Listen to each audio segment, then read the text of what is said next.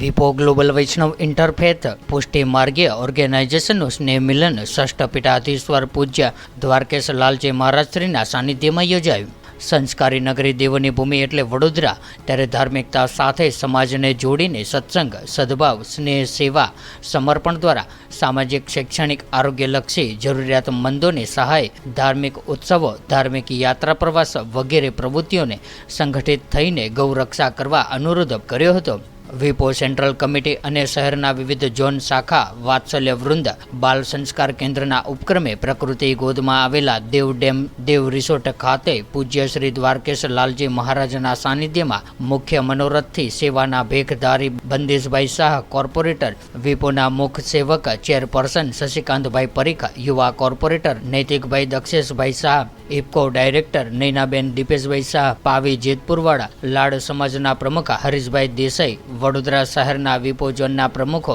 કારોબારી હોદ્દેદારો સદસ્યોની ઉપસ્થિતિમાં કારેલીબાગ, વાડી, અલકાપુરી, ઇન્દ્રપુરી, માંજલપુર, નિજામપુરા વિવિધ ઝોનના શાખાની રચનાત્મક પ્રવૃત્તિઓની આગામી કાર્યક્રમો અંગે મુક્ત અને વિચારોની આપ લે દ્વારા ચર્ચાઓએ હેતુસર સ્નેહ મિલનનું આયોજન કરવામાં આવ્યું હતું।